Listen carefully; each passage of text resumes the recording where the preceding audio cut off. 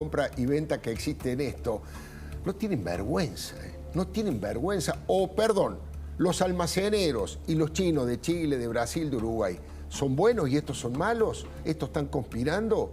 ¿Hay alguna vinculación entre la venta de aviones de la Fuerza Aérea China con los supermercados?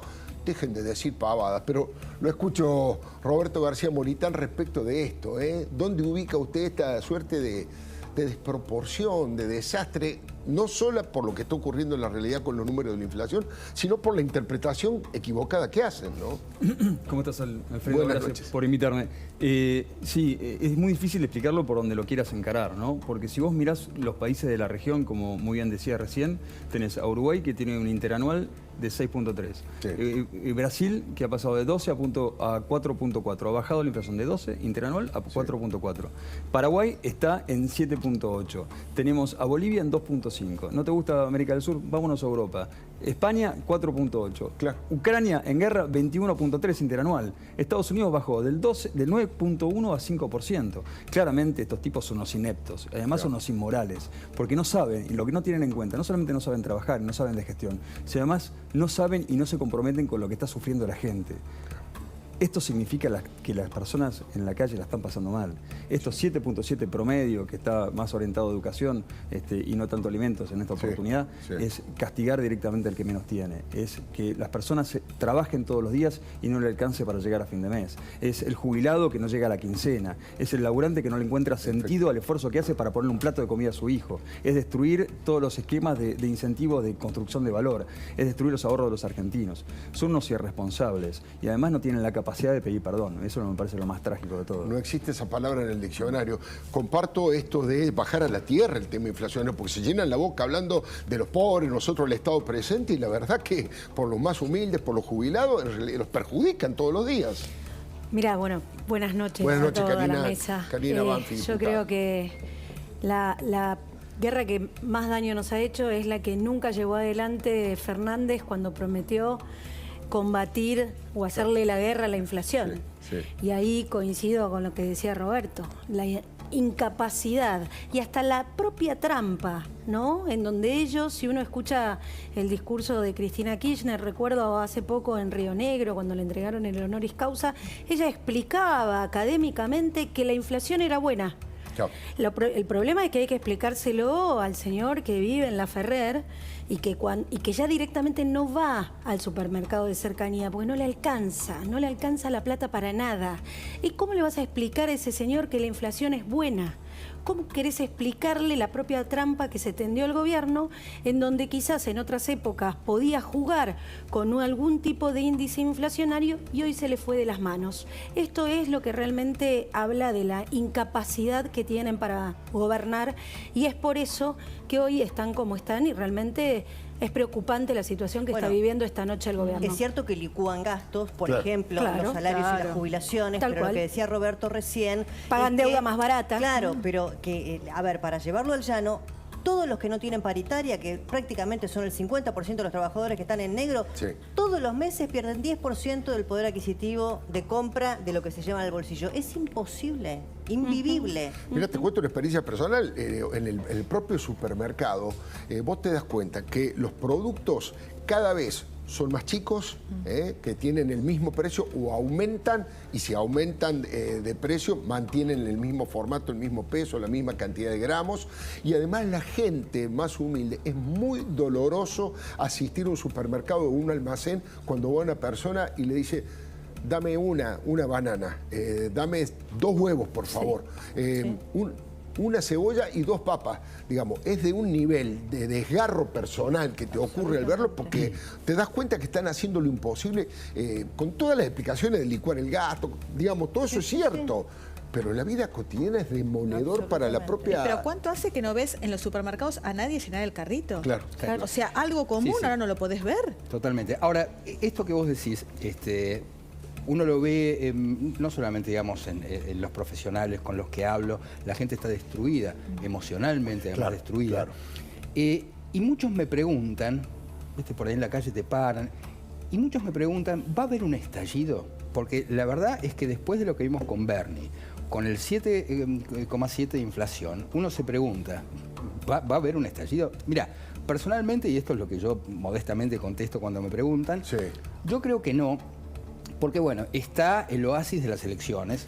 Falta poco, pero también falta mucho, ¿no es cierto? Digamos que en estas condiciones es mucho. Ahora, yo lo que percibo, Alfredo, es que va a haber un estallido, pero en las urnas, en el cuarto oscuro. En las urnas. Y eso me preocupa, porque no sabemos cómo son los estallidos, no sabemos para dónde disparan, siempre sucede lo contrario a lo que se espera. Fíjate en 2001, cuando hubo un estallido, claro, cómo no fue. Entonces, ojo con votar emocionalmente, ojo con votar de cualquier manera, porque hoy por hoy el 60% de la sociedad está cansada, quiere votar otra cosa. Pero cuidado, porque el gobierno está jugando a dividir la oposición.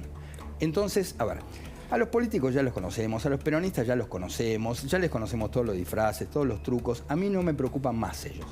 A mí me preocupa nosotros. Me preocupa qué vamos a hacer nosotros en las urnas, porque de verdad que la única chance que tiene hoy el gobierno de salir exitoso de una elección es partiendo a la oposición, cosa que hasta ahora viene consiguiendo bastante bien. Bueno, interesante esto. No sé, García Moritán, ¿qué opinas de eso? ¿Qué opinas de... y sobre todo en la provincia de Buenos Aires, porque la provincia de Buenos Aires es el gran desafío de la Argentina que se viene, el conurbano. Exactamente. El conurbano expresa todo lo que está mal en la Argentina, la informalidad, la corrupción, el narcotráfico, la trata, todos los negocios turbios de la Argentina están expresados en el conurbano y tiene que ser prioridad de quien gobierne a partir del año que viene resolver ese tema. Bueno. Ahí está gran parte de la Argentina y de solución también. Karina Banfi es diputada por la provincia de Buenos Aires. La matanza, yo ayer lo conversaba en la radio con Eduardo Lalo Creus. Yo le decía, acá hay una situación que te da una pequeña esperanza.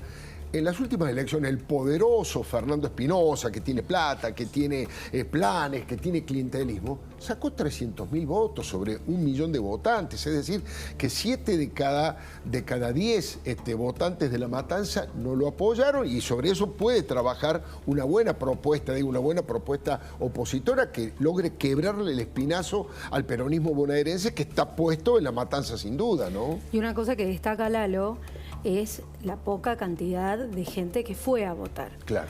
Y ahí creo que tenemos una responsabilidad todos en este punto de focalizar propuestas concretas. Mirá, el conurbano representa hoy del total país de gente bajo la línea de pobreza, 45% aproximadamente, el 50% está focalizado en el Gran Buenos Aires. Qué brutalidad. Por lo tanto, es indispensable que cualquier agenda política tenga foco ahí para tratar el problema de la alimentación, el problema de la vivienda y el problema de la inseguridad. Y luego el problema y la situación escolar, que realmente lo que ha hecho Kicillof ha sido bestial. Kicillof más Baradel, digo yo, en el plano Baradel, educativo. Kicillof, los intendentes del conurbano. Espinosa ayer lo veíamos en primera plana. Sí, en el acto contra la en el Corte. acto contra la Corte y estuvo 2 semanas en silencio. Increíble. Es una vergüenza. Ustedes imagínense alguno de los intendentes de Juntos por el Cambio del conurbano habiéndose callado ante una situación como la que se vivió en La Matanza. Es imposible, pero no les da la cara. Este es el problema y esto es lo que ve la gente y eso produce hastío, cansancio y la verdad, nosotros tenemos que volver a amistar la gente con la política, porque es el único mecanismo para resolver esto. Claro, pero el gobierno se propuso precisamente enemistarla cada vez más. Mirá, es su estrategia. Pasaron muchas cosas muy importantes estos últimos tiempos que tienen un valor simbólico muy grande y que me parece que hablan del futuro. Lo que vimos de este episodio de Bernie, con la saga que fue bajar a la gente de los colectivos. Los cacheos, ¿no? Y el allanamiento tipo SWAT, como si fueran a buscar a Bin Laden, ¿no? Eso es tremendo, es una imagen que no se veía desde la dictadura militar y fue buscada. Las palabras de Aníbal Fernández están buscadas, buscan generar zozobra, miedo y ojo, porque vamos a recordar quién es Aníbal Fernández. Aníbal Fernández, que algún incauto, algún chico muy jovencito puede creer que es de izquierda, es una persona que no solamente procede de la ultraderecha peronista, sino que es el responsable político de la muerte de Costecchi y Santillán en 2002. Es un panorama muy parecido al de 2002 ahora, es más, las cifras se parecen mucho. Cuidado porque Aníbal Fernández, insisto, es el responsable político del asesinato de Costecchi y Santillán y de esa represión. Entonces, no sea cosa que el gobierno esté pensando en tener que llegar a esa situación. Y no sería extrañar porque la gente es la misma. Aníbal Fernández está en ese mismo lugar que tenía cuando se produjo esa represión feroz en la que morían Costecchi y Santillán. Así que ese disfraz del Che Guevara se lo sacó rápidamente y ya lo vimos con el disfraz de Pinochet. Ahora, Roberto, vos estás viendo que en la oposición no sos un hombre veterano de la política, todo lo contrario, sos una joven incorporación a la política. Un año. Un año tenés apenas, mira vos. Bueno. ¿Qué año te tocó? ¿Qué año te tocó? Bueno, pero estás haciendo un aprendizaje rapidísimo de todo. Un máster. Tu mirada respecto de la oposición está a la altura de de la historia, de las circunstancias. ¿Es imposible que se quiebre o te da algún tipo de temor? No te digo de tu distrito, de la ciudad, estoy pensando en Yo soy general. todavía, como bien dijiste en tu introducción, muy joven y todavía no tengo la contaminación de la política, con lo cual yo sigo creyendo en lo mejor de las personas y sigo creyendo en lo mejor de las intenciones. Creo que se va a terminar resolviendo. Yo creo que los intereses personales van a quedar postergados por los intereses colectivos y se va a entender que estamos jugando algo importante y sí, van a terminar demostrando que están a la altura. Eso espero, porque si no el costo de los argentinos va a ser muy alto. Ahora, si vos me preguntás a mí, yo sigo sin entender estas cosas que hace la política y discusiones de la política. Entiendo que cuando uno tiene vocación de poder y vocación de hacer, es lógico que haya enfrentamientos. Lo que sí nunca voy a entender son las deslealtades públicas, las exposiciones de las miserias. Me parece que se puede hacer con altura, puertas para adentro y con más responsabilidad. Ahora, para mí, repito hace un rato, la gran diferencia del 2001 a lo que estamos viviendo hoy es que nosotros veníamos de la convertibilidad, un día no tuvimos más y explotó todo y se resolvió. Fue de un día para otro. Claro. Acá nos vienen cocinando a fuego lento. A fuego lento. Entonces tenemos que hacerlo con inteligencia y resolverlo de manera articulada, porque si no, la recuperación de la Argentina va a ser muy compleja. No es un problema económico, es un problema de destrucción social. Ningún problema con tu población, con el 50% de tu población debajo de la línea de pobreza, puede ser un problema fácil de resolver. Sin duda. Bueno, pero en el 2001 además había dos liderazgos políticos, digamos, que hacían un poco de contrapeso de la situación tan compleja, Duhalde y Alfonsín. Yo me pregunto hoy, hablando de la vieja política y de los nuevos que se ingresan en la misma, ¿quiénes son esos líderes, ¿no?, que pueden estar a la altura de una situación social que está ahí al límite, ¿no?, como decía Federico? Y si no, se tendrán que correr, Débora, porque hay un montón de personas que estamos hartos de las personas que tienen discursos espectaculares, que se prestan fantástico en cámara, pero después a la hora de gestionar no resuelven nada. Y además, lo peor de todo, nos quieren hacer creer que hay problemas que no se pueden resolver. Si llega a haber un solo político en mi espacio que cree que hay un problema que no se puede resolver, yo me voy a encargar de empujarlo y poner adelante a las personas que sí creemos que las cosas se tienen que resolver. Le voy a hacer una pregunta un poquito... Perdón, no, solo un detalle. Yo creo que también el 2001 tuvo su momento y sus características, y hoy hay otro tipo de liderazgo que se ha construido mucho más transversal, donde esto que decía Roberto recién, ¿no? Si hay uno que dice que no se puede, va a haber 10 en ese mismo equipo que van a buscar la solución, porque no queda otra también. Claro. Ya no hay más liderazgos ni mesiánicos, ni caudillistas, hay otro tipo de liderazgo. Pero también es cierto que se empiezan a vislumbrar algunos liderazgos. Es interesante lo que decías, Débora, pero yo creo que claramente, hoy por hoy, Patricia Bullrich se constituyó, digamos, en la heredera de Macri, y eso no es poco. Me parece que hoy por hoy, digamos, eso que todavía no pudo generar Cristina, que es un heredero, que no lo hay, sí sucedió del lado de Juntos por el Cambio, que es el liderazgo de Patricia Bullrich, por vía de a ver, el 80% de los votos que tendría Macri van a parar a Patricia Bullrich. Eso es un liderazgo muy sólido. Me parece que esa consolidación del otro lado todavía no sucedió. No hay ningún candidato. Falta comprobarlo en las urnas, ¿no? Sí, hay, claro. hay una cosa, falta comprobar, pero justamente mi pregunta iba ahí. Él dijo, Patricia Bullrich, ¿vos ya tenés candidato presidente que te gustaría votar? Impectore, como decía Carlos. Nosotros somos un partido nuevo, chico, puedo decirlo con mucho orgullo, quizás el más democrático de la Argentina. Nosotros resolvemos nuestras candidaturas por elección interna, incluso hasta nuestras alianzas interpartidarias, y todavía no está resuelto. O sea, hay tiempos todavía para inscribirse, con lo cual mi vocación es que compitamos en todas las candidaturas que podamos, y creo que es el único camino para que algún día sigamos creciendo, sigamos metiendo legisladores, comuneros, diputados provinciales, concejales, diputados nacionales. Seguir creciendo como partido. Pero es la única manera. Bueno, Karina, vos sos Nosotros radical. tenemos internas, un montón, pero, de hace 130 años. Pero tenés dos candidatos hasta ahora, digamos, Gerardo Morales y Facundo Manes. ¿Ya estás inclinada por alguno o todavía Nosotros estamos trabajando con Facundo desde la provincia de Buenos Aires y con Maxi Abad como candidato a gobernador de la provincia. Y creemos principalmente en que hay un foco estratégico en la provincia de Buenos Aires para llevar hacia justamente la resolución de todos estos conflictos sociales, económicos, políticos que tiene la Argentina a nivel nacional, ¿no?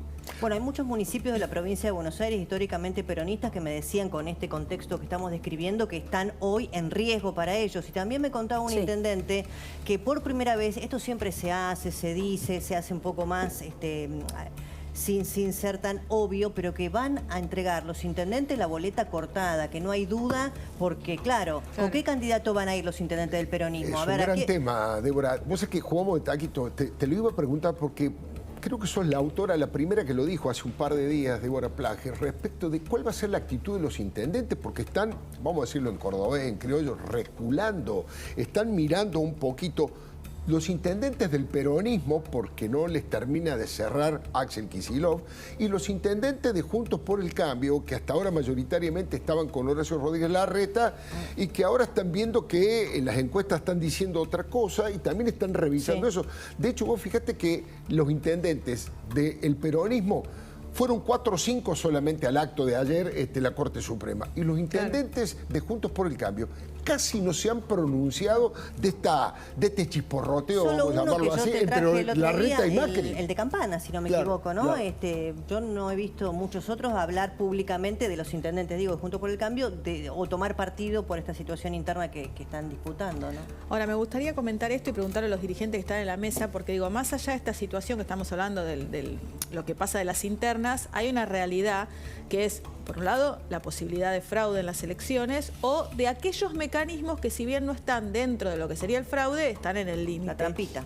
Me comentaban, dentro de poco hay elecciones, particularmente en Iguazú, en Misiones, elecciones para intendente, y vos sabés que esto pasa siempre, desde Paraguay estaban ya organizándose para pasar a determinados ciudadanos que tienen, ¿no? que están acá en Argentina y están en Paraguay. Claro, para tiene el DNI argentino. Exactamente, para votar. Entonces digo, ¿cómo piensan? Porque más allá de esta realidad, sabemos que probablemente existan o fraude o situaciones como la que estoy comentando. ¿Cómo piensan organizarse también desde la oposición para esto? Le agrego un dato.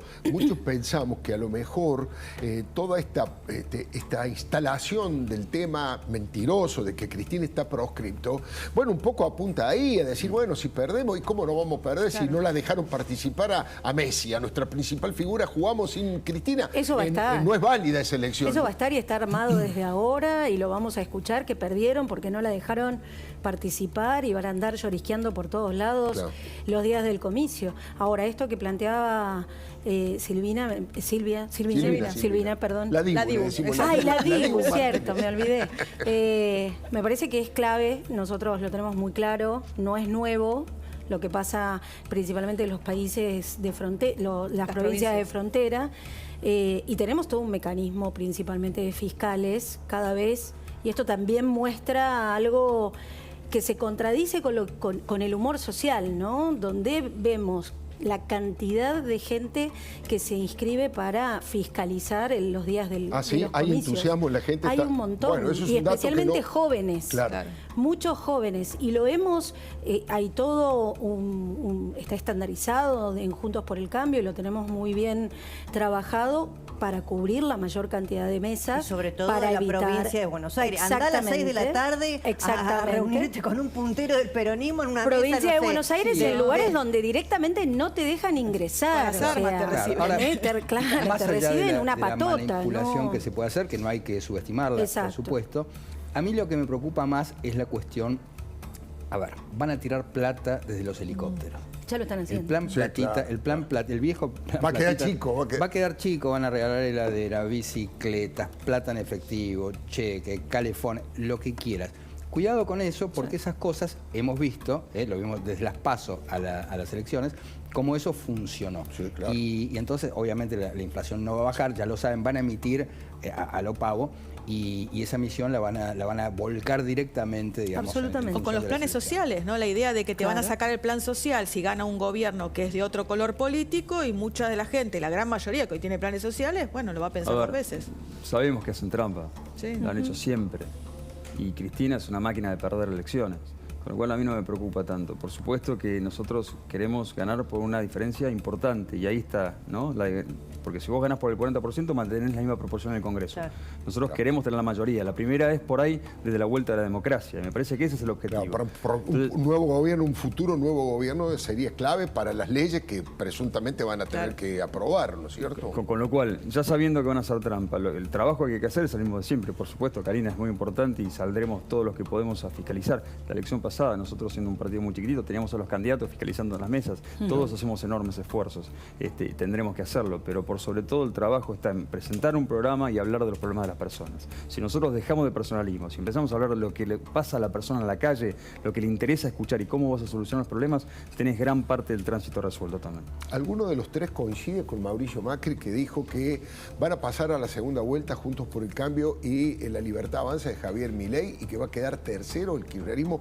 ¿Alguien ve ese escenario? Es la primera pregunta. Y el que lo vea, le pregunto, ¿qué pasaría en una segunda vuelta? Porque empieza ya a discutirse muchísimas cosas. ¿A quién votarían los kirchneristas, por ejemplo, en una segunda vuelta entre esas dos posibilidades? Bueno, a eso me refería yo exactamente cuando te decía que el estallido se puede llegar a dar en las urnas.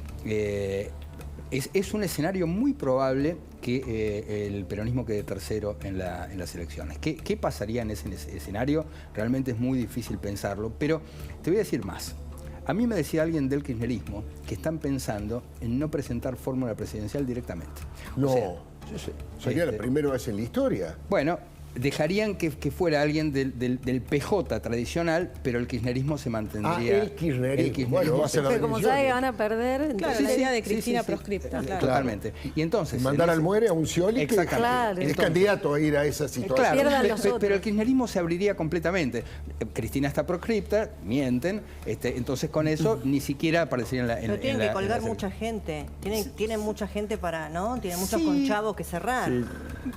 Mira, a Cristina no le interesa absolutamente nadie más que ella. No, lo cuelgan de las intendencias y de las gobernaciones, no de la presidencia. Pero aparte es un problema, para Cristina eso no existe. Sí, solo le importa a ella y nada más que ella. Absolutamente. Ahora es un escenario interesante pensar esto, ¿no? En un peronismo en tercer lugar que no entre a la... Para mí sería el escenario ideal. ¿Eh? ¿A vos te gustaría que ocurriera eso? Yo estoy acá. ¿Vos creés que, por ejemplo, los diputados de Javier Milei colaborarían con las reformas? Definitivamente, te lo ¿Sí? puedo decir por un caso bien concreto. En la legislatura nosotros tenemos un montón de acuerdos con la gente de Milei.